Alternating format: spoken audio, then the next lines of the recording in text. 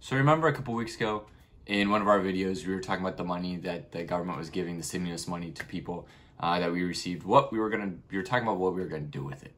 And if you remember correctly, so we just got that stimulus check, looking for what to do with it. Everybody else is buying big TVs, so. What about an inflatable dinosaur costume? I love those. No. What about one of those Nicolas Cage pillows? No. It's a thing. Look it up. What about an inflatable zip-up hoodie? So you just inflate the pillow right there.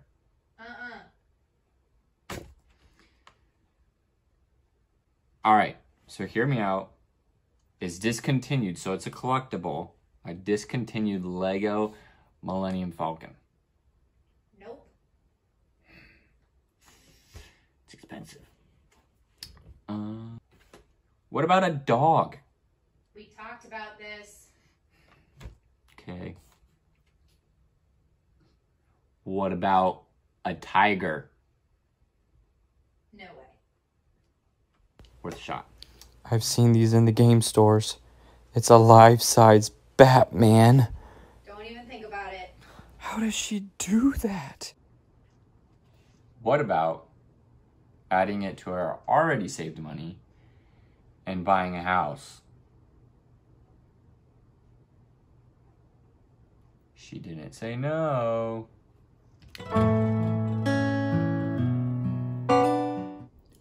So that actually is one of the things that we decided to make that money go towards. So that has been a ridiculous thing that we've been doing, spending a lot of time seeing, okay, is it worth it? Can we do it? Where do we do it? Who do we go with? What do we do? It's just a long, extremely stressful and tiring process.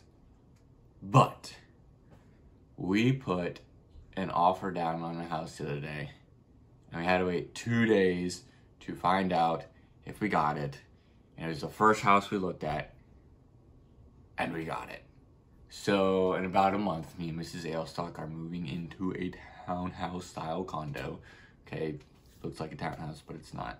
So we'll have quite a bit more space. It'll be nice. So that's a little bit of the stress that we've been going through. You guys have probably been going through stuff of your own. But now it's more to even more paperwork, more numbers to look at, and even more to do in the next month that it takes for all this process to close on it before we get the key. But seriously, we are really excited. The last several months, we've been talking and praying about what to do next because our lease in this apartment is over at the end of June. And in this area, most of the time if you're gonna go somewhere else for rent, it's gonna be about the same price that you'd be paying monthly if you had a mortgage on a house. And so for us, the issue was trying to figure out, is it worth it for us right now? Do we have enough to put down as a down payment?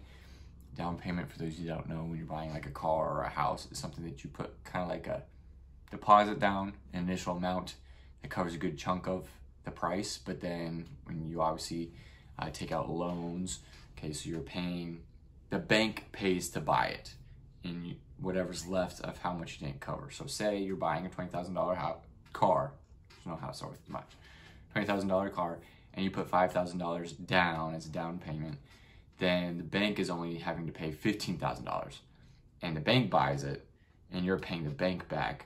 Okay, that's the loan.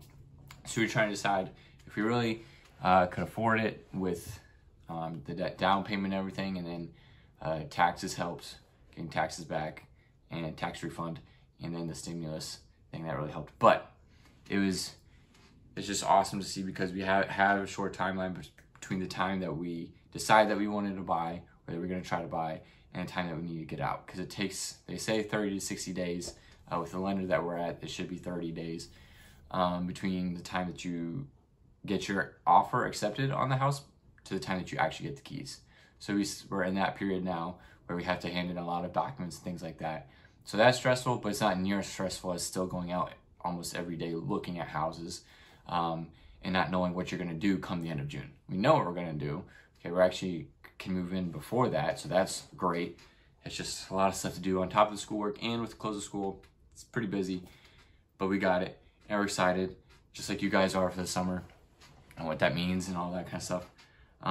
So it's been amazing to see how God works and how he has supplied our needs and met our needs, and when we don't know what to do, he helps push us in the right direction. A lot of people are buying right now. A lot of people are seeing that it's smart to buy right now. Interest rates are really low. But there's a lot of people out there trying to buy houses, but there's not as many houses yet that need to be sold. So there's a lot more people trying to buy than there are houses out there. So that means that people are competing a lot. Houses are going like that. People are selling their house within a day, meaning that they only had like a day's worth of people coming to look at it. And by that point, they had settled on an offer from somebody. So it took us a couple of days to find out. And for us, it's the first time that we're doing something like that. So that's pretty nerve-wracking. But it was the first house we went to. We went to a few houses that day. And it was just the best option for us that we saw. And it ended up working out for us. And we thank the Lord for that. And we didn't have to, put ourselves in too much of a stretch financially, it doesn't seem. So that was also really great. And answered our prayers. So doesn't mean that there's nothing left to do this school year, that's for sure. So with that all said, you guys know where we've been at. In the Latin video, if you already watched that, this is the answer that I was alluding to. When Mrs. Ailstock heard what I said in the Latin video, she thought that, oh no, they're going to think that, we're going to have a kid. It was like, no, that's not what I was implying. It's not at all what I was trying to imply, okay? If you haven't watched the Latin video, you can watch it, okay? You judge whether or not that you could have gotten that out of what I said. I don't think so, but this is a decision that we were waiting back to hear from. So the next step would actually be a dog first, okay? So let's clear that up. I think we all understand that though. But sorry for that. This is going to be a long lesson, okay? We got that cleared. Now you know what we've been doing. It's been exciting for us. Hopefully you guys are doing some pretty exciting things at home as well, which, by the way, at some point this week, I plan to upload at least one, maybe two, we'll see if I get to it, PE video, actually, stuff that you can do at home. There'll be one for like little kids, so let your little siblings know if you have any, like lower elementary, and then like a 4th through 12th grade kind of thing, and then we'll kind of stagger it throughout the end of the year. We'll do different stuff every day, work with our core in this first video, then we'll move on to other things after that. But maybe something to look forward to other than Mr. Elstock sitting at a table. Yeah, it's kind of boring. But anyways, let's try to make this exciting, because this is a long lesson, but it is an interesting topic, and hopefully I can help you better understand this.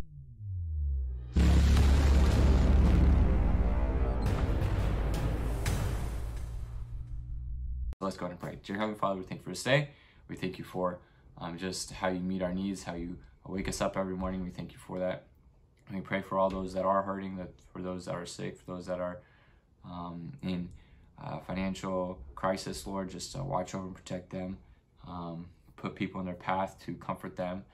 And help us as we go throughout this day. Help us to stay focused on your word, and help us to learn something from it. In Jesus' name, amen. So we now moved on from Jesus being questioned by the Pharisees to Jesus being questioned by the Pharisees. But this is one of the last big times that really happened. And it set off quite a chain of events, as this is just a few days before his crucifixion. So we're actually skipping lesson 26 because in order to get to, we're not going to finish the book, okay? But in order to get to a point that I think is a good last lesson to finish on, we have to skip lesson 26, and we're going to start with lesson 27, okay? So we're just skipping one lesson. And then we won't finish. I think the last lesson will end up being lesson 29. But it's a good lesson to end the year on. But this one, it's supposed to be reviewing things from the last lesson. And if you want to go back and read that, I encourage you to do so, just to get the whole concept and message of what's going on right now. But following these events from the last lesson, Christ went out of Jerusalem to spend the night, although we don't know precisely where he spent the night. He might have returned to Bethany, or he might have stayed on the Mount of Olives, as he often did. Nonetheless, on Tuesday morning, he was back on the road to Jerusalem. It was only one day before his betrayal and arrest. We're going to go through a few different passages today, so it's not like we're going straight from one passage. We're gathering some information from some other Gospels as well. John recorded only one event that occurred on Tuesday, and that was actually the last event of the day. He wrote about the supper in Bethany in John 12:2-9, which we will address later in this lesson.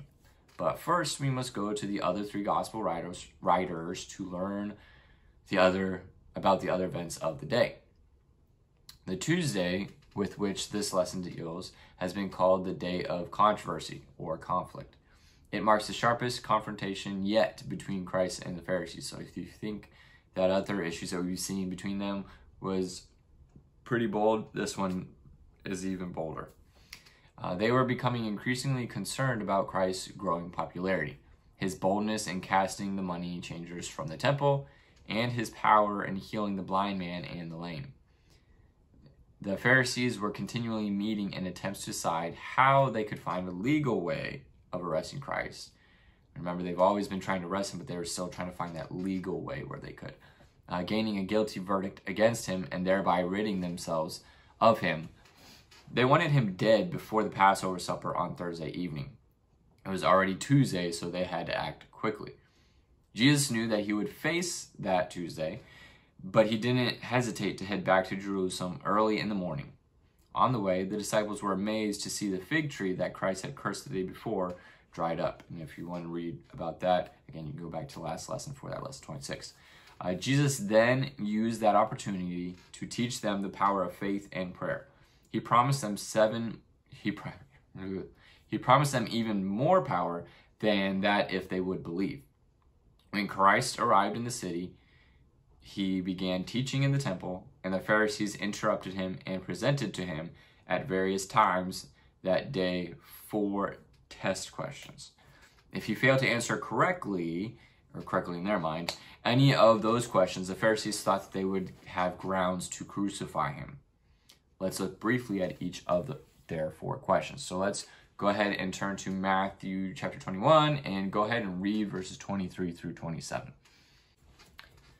So basically, the Pharisees, again, see him teaching, and they come up to him and say, what gives you the authority to do this? And first, what authority do you have to do this? And then second of all, who gave you that authority? And Jesus, instead of straightly answering their question, he asked them a question about John the Baptist. And he asked if they thought that John the Baptist was of God, his baptizing was of God, or if it was of men. And either way that they would have answered, they would have been falling into a trap that they were trying to set for Jesus. It says, and they reasoned with themselves, saying, if we shall say from heaven, he will say unto us, why did ye not believe him? Because they didn't believe John the Baptist. But if we shall say of men, we fear the people, for all hold John as the prophet. So if we say that he was of men, then the people are going to get mad at us. And they couldn't really answer that question. And Jesus basically, he's not saying, I'm not going to answer your question, but he's saying, if you can't even answer that question, why do you think you're going to be able to understand what I've been trying to tell you for a couple years now? Jesus answered this question with a question of his own concerning John's baptism. So that's important to know, that when they asked him about his authority, that he asked them a question in return about John's baptism. The Pharisees were trapped. They huddled together and discussed Christ's question and how they should answer it. If they said that John's baptism was from heaven, Jesus would ask them why they didn't believe. But if they answered of men, the people would not, because they believed that John the Baptist was a prophet. So they replied, we cannot tell. Jesus then replied, saying that he would not answer their question if they could not answer his. No doubt the crowd probably laughed at the Pharisees because they're trying to trap Jesus, and instead they get trapped again. The Pharisees must have turned beet red from anger and public embarrassment. Still does not stop them from continuing to try to trap him and ask him more questions. Luke chapter 20 and verse 19. You know what? Why don't we read that together? Luke chapter 20, verse 19. And in verse 19, and the chief priests and the scribes the same hour sought to lay hands on him, and they feared the people, for they perceived that he had spoken this parable against them. And they watched him and sent forth spies, which should feign themselves just men, so they were faking that they were just men, not as Pharisees, that they might take hold of his words, so that so they might deliver him unto the power and authority of the governor. And they asked him, saying, Master, we know that thou sayest and teachest rightly, neither acceptest thou the person of any, but teachest the way of God truly. Is it lawful for us to give tribute to Caesar, or no? But he perceived their craftiness, and said unto them, Why tempt ye me? Show me a penny. Whose image and superscription hath it? They answered and said, Caesar's. And he said unto them, Render therefore unto Caesar the things which be Caesar's, and unto God the things which be God's. And they could not take hold of his words before the people, and they marveled at his answer and held their peace. So again, they're trying to trap him, saying if he answers that it's Caesar's, then the people get mad because they know that the people don't like the rule from the Roman Empire. But if he says don't pay taxes, then you're not submitting to authority. So they thought that they would have him either way. Jesus, of course, immediately knew who they were and what they were trying to do. Because remember, they just tried to play like they were random people in the crowd. He knew that if he said that they should not pay their taxes to the Romans, they would accuse him of treason and take him to Pilate, which is what they've been trying to do this whole time. And that would have been a perfect setup, they thought. If he said yes, he would offend the common people who wanted to be freed from the Roman bondage and the burden of the taxes. So then they would turn the people against him if he answered that way. Ever using common things to illustrate and drive home the spiritual truths that he taught, Jesus asked somebody for a penny. Looking at it, holding it up so that everyone could see it, he asked, Whose picture is on this coin? Caesar's, they answered. Then he explained to them their responsibility toward Caesar in material matters, but to God in spiritual concerns. Once more, the Pharisees were left empty, having failed to trap him, and they marveled at his answer again. And then they ask him another question in that same passage right after that in Luke 20, verse 27 through 38. They basically, they say to him, so it's customary that if a husband and wife, if the husband dies and he has a brother, and the brother isn't married, then the brother marries the wife, okay? So that the name continues, their last name continues. If that husband dies, then another brother can marry that wife if he's not married. So basically, they're trying really hard just to find any ridiculous reason to get him. And so they ask him if 7 brothers had died. So technically 7 brothers had married the same woman. When they get to heaven, whose wife would she be? Would she be the first one, the second one, third one, fourth one, so on and so forth? That was their question. First of all, the Sadducees didn't even believe in the resurrection. So they did not necessarily believe in life after death necessarily. They thought that their question was brilliant in that it would not only trap Christ, but also defend their position that there is no resurrection. But Jesus handled the question perfectly. He could easily have ignored such a stupid question. After all, it was foolish and absurd. To whom will a person be married after death? But Jesus patiently answered the question, saying that life beyond the grave is not like the life we know now, because for one thing, there is no marriage in the resurrection. So he very simply answered their question. Not the first one, not the second one. There's no resurrection, or there's no marriage in the resurrection. Life as we know it here on earth is not the same in heaven.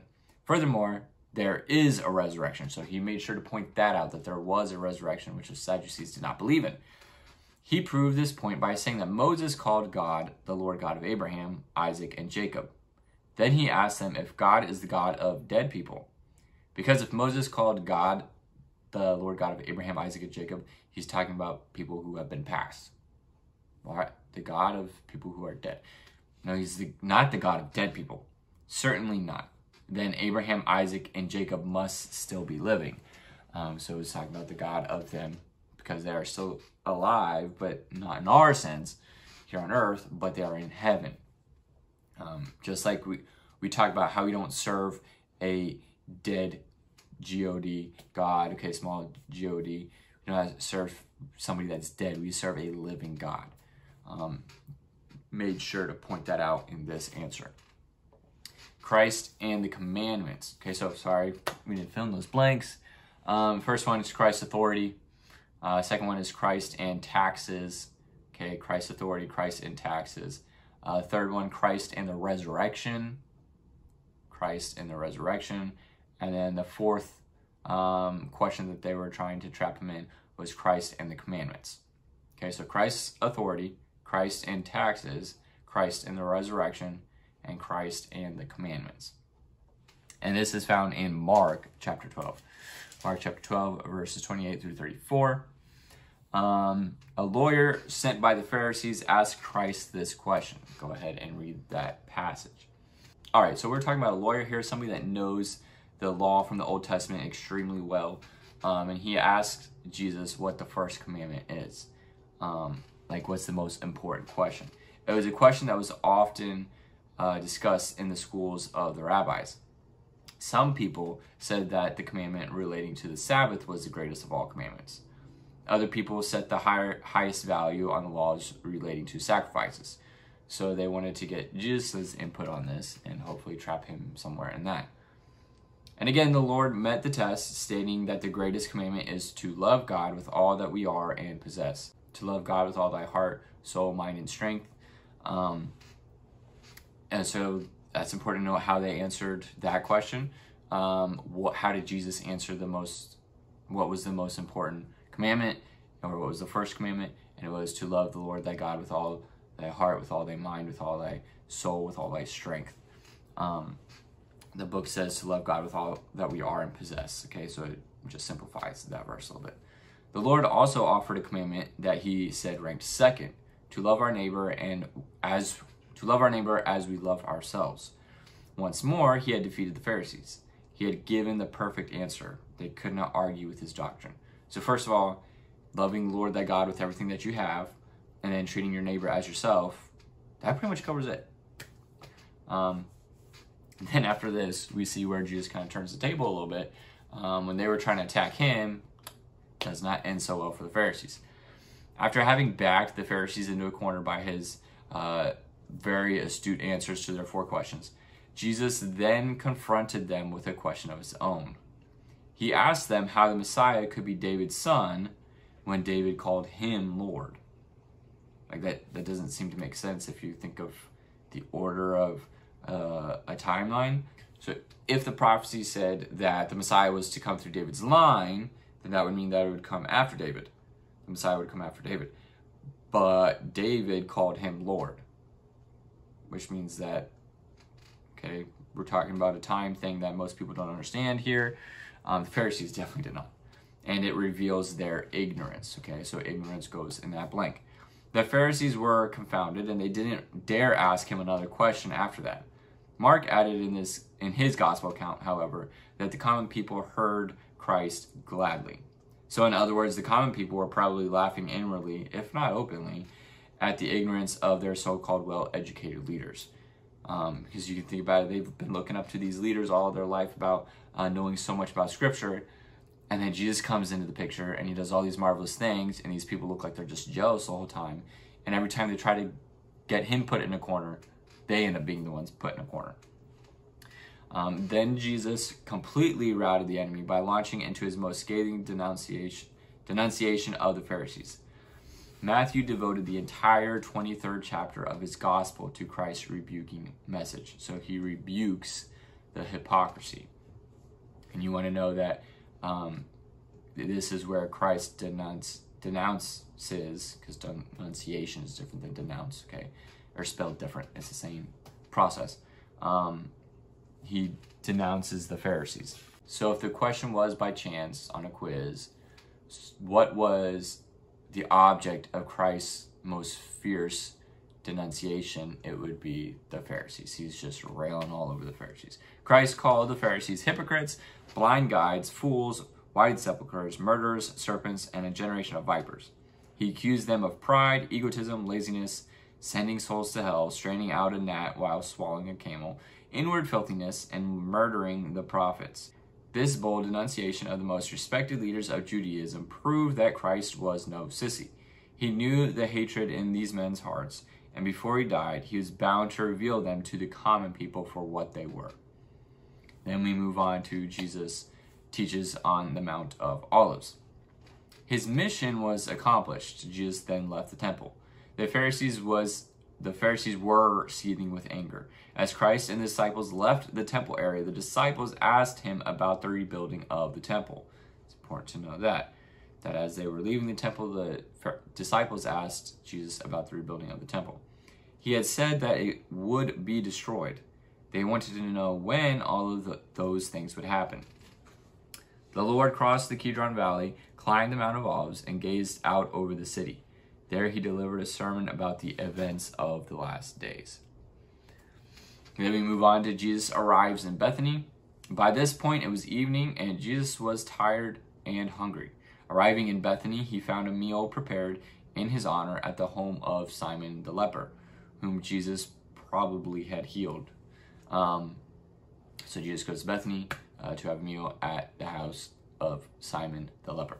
It was then after 6 o'clock, and by Jewish calculations, it was now at that point, it was the next day, Wednesday, Nisan 13. That would be Jesus' last day before he faced the cross. So remember, the Jewish calendar works differently where their days end at sunset and it begins the new day. So we're talking about Wednesday now for that supper. Now officially has one day before his crucifixion, or before he goes to the court to then be crucified. Jesus eats the supper at Bethany. Let's look briefly at the supper at Bethany and apply several lessons to our lives. You can see illustrations and depiction of eating customs on page 208 in your book. This is how the guests at the dinner would have been seated for this meal. And we'll run through this pretty quickly. The expression sat at meat would be more accurately translated reclined at meat, since the guests were lying on a bed according to the fashion of the times. The Romans generally used 3 beds in the dining room. These beds surrounded 3 sides of the dining table, forming a triclinium. The frames on which the couches were placed were made of costly wood and highly ornamented. The beds were stuffed with straw, hay leaves, seaweed, or luxurious swan down. Cushions or pillows were placed on the beds so that the guests might rest the left arm on the elbow, which they usually leaned. The right hand remained free to reach the food on the table before them. The couches were made so that the side facing the table was higher than the front of the table, while the feet were lower than the head. Therefore, the woman of John 12 could easily anoint Jesus' head and could then go around the triclinium to the backside and anoint his feet. Reclining on the dinner bed is also referred to in Matthew, Mark. In all these passages, the expression sitting at meat has the meaning given that we just gave you of technically reclining. The tables mentioned in Mark 7 were dinner beds. This event is where John picked up the story in John chapter 12, verses 2 through 8. Let's go ahead and read that. John 12, 2 through 8. There they made him a supper, and Martha served, but Lazarus was one of them that sat at the table with him. Then took Mary a pound of ointment of spikenard, very costly, and anointed the feet of Jesus, and wiped his feet with her hair. And the house was filled with the odor of the ointment. Then saith one of his disciples, Judas Iscariot, Simon's son, which should betray him, why was not this ointment sold for 300 pence and given to the poor? This he said, not that he cared for the poor, but because he was a thief, and had the bag, and bare what was put therein. Then said Jesus, let her alone. Against the day of my burying hath she kept this. For the poor always ye have with you, but me ye have not always. As they all ate, Mary anointed Christ's feet with costly ointment. That's an important part of this supper to remember. The fact that she would wash his or any other guest's feet is not what was unusual. Okay, so this was a customary thing. It was actually courteous for a host to do for his or her guests. When guests had to walk wearing open-toed sandals, no less, through the streets of dusty Palestine, it was a common courtesy for the host or hostess to wash the guest's feet. But for Mary to use such costly ointment for that purpose was a gift for a king. It was an expression of the highest love. Love that doesn't count the cost of its expression. According to a dictionary of the Bible, spikenard was a fragrant plant, especially its roots, that grew in the 11,000 to 17,000 foot elevations of the Himalaya mountains. So the difficulty in obtaining it, the distance involved in getting it all the way to Palestine, and the process of transforming it from a root to a liquid made it a very expensive ointment. You think of something that would be processed like that today, it'd be expensive. Think about back then when it took even longer, and the process to make it was even longer. Mary didn't just put enough of the ointment on Jesus' feet to clean and perfume them. She drenched them with it. She put so much on them that she had to try to dry with a towel, and the odor filled the entire house. Judas, of course, was indignant. He thought it was a great waste of resources and complained that the ointment could have been sold for the equivalent of a year's wages and the proceeds given to the poor.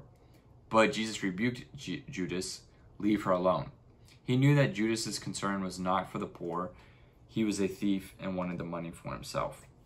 Matthew and Mark both add that Judas was stung by the rebuke and went directly from the supper to bargain with the chief priests concerning his betrayal of Christ. Note particularly at this point how much value Mary placed on Christ, in contrast to the price for which Judas later betrayed Christ, the price of a common slave.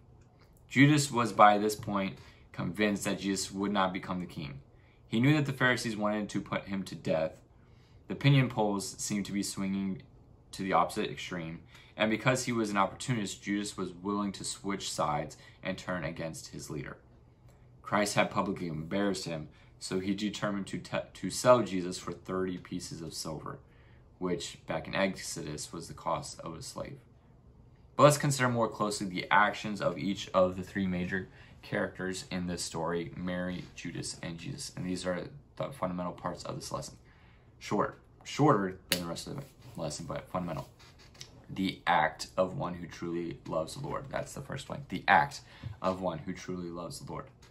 Mary unselfishly lavished a costly bottle of perfume on the Lord. In this act, we see the heart of all those who truly love Christ. The last thing on their minds is the sacrifices they make in serving him. To them, he is worth all of the sacrifices that they could ever make. So for us, Christ is worth more than all of the wealth, fame, boyfriends, girlfriends, sports, or anything else that the world has to offer. Is that the value that you place upon Christ? Is he worth more than those things to you? Or do you put those things higher? I know for me, sports has always been a struggle to prioritize. In high school, it's really hard to find your priorities because they're constantly changing. You're constantly growing, you're constantly maturing, so you seem like your priorities change, but they shouldn't. Christ should always be at the top of that list. The attitude of one who pretends to love the Lord. Attitude goes in that blank. Judas, like many people today, pretended to be a disciple of the Lord. Important to know that. But he actually loved himself. Like Judas, the love that some people profess for the Lord is only because of their desire for the selfish gain. Judas was more worried about gaining money than he was in actually being a disciple of the Lord. They only follow the Lord because of their desire for the selfish gain they can derive from following Christ. As the disciples' treasurer, Judas had been stealing money from their funds all along. If Christ did become king, Judas stood a good chance to gain a high position, perhaps Secretary of the Treasury. On the other hand, if public opinion swung against Jesus, Judas was ready to go over to the other side. Many people have the same attitude today. Jesus Christ is their ticket to better business. He gives them a certain amount of prestige. He might even give them a better political image. They are more than willing to pray to God if that prayer is based on God's promise to enlarge their borders, meaning to expound their growth, their money, and things like that. But like Judas, they are playing Christian, only for what they can gain from it. When it begins to cost them to live for Christ, they'll desert him in a flash. Some of us, we may go along with the rules of Christian school, being a Christian school student, only because the school provides for social needs or academics or something. Perhaps if the school has a reputation for those high academics, it gives you more prestigious education. Maybe they enjoy the fun and excitement that the sports and other extracurricular activities provide. However, when they are with people who scorn and mock the Lord and his people, they're ready to sell him out for a song. They accuse those who love the Lord of being ignorant and stupid, and they criticize serious students who honestly love the Lord and want to serve and glorify him. That's precisely what Judas did in condemning Mary's anointing of Christ's feet. You know, this is one that really bugs me. Growing up in Christian school, teaching Christian school, same exact school, is seeing that over and over and over again. Where some of us, we act like on the outside that we agree with things, but when it goes to the locker room or on the bus or when a teacher's not in the room and we're complaining about everything, complaining about teachers, complaining about other students, complaining about other staff, complaining about policies and things. I get that we're not going to agree with everything, but when you act one way and are totally different, you're Judas, simply put, okay? You are acting like you're one thing and playing the exact opposite. Some of us, I think, maybe we agree with some things, but because it's not popular to, then we act like we don't, which is still wrong. Too many times have I seen where students get put down for doing what's right in a Christian school. It's not right. Kids do what they're supposed to, and they get made fun of. They get called a try-hard, okay? You guys know it's a buzzword for me. It's too consistent, okay? Where somebody does the whole assignment and they don't do just a little bit of work, so it makes everybody else look bad, and they get mad at them for actually trying and actually doing what they're supposed to. Okay, that's the academic problem. The spiritual problem is when we're all talking about things we don't need to, and somebody tries to change the topic, they get made fun of, or they don't know what they're talking about when it comes to that, they don't get made fun of, or they get made fun of. Unfortunately, I see less of that because there's less people willing to stick up for what's right. And that's a result of so many Judases out there. So many Judases putting down everybody, right? That nobody wants to step up because there's too many of them out there. That's a serious issue. We cannot have an organization, a school, or even a business, if you're looking from that perspective, of a bunch of Judases where you all act like one thing and then say and do the exact opposite. Cannot run anything that way.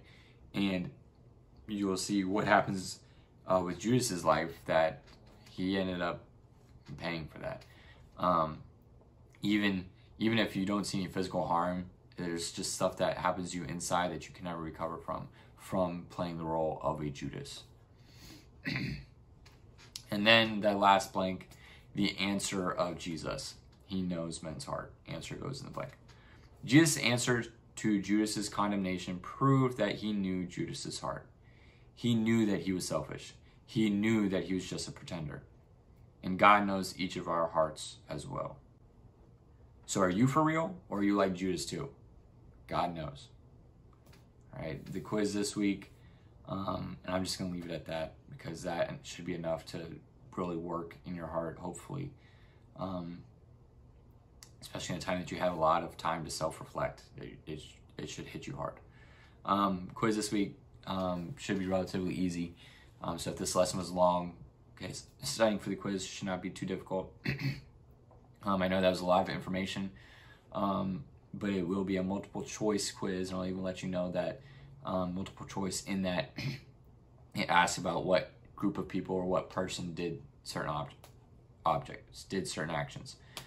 So, for instance, we're talking about who washed Jesus' feet with expensive ointment? Mary. Okay, questions like that. Be relatively simple. There will be like one short answer about the questions that the Pharisees asked Jesus. So that's kind of important to know. It's really important to know. And then also the different people in this lesson, what they were known for doing in this specific lesson. All right. See you guys next week.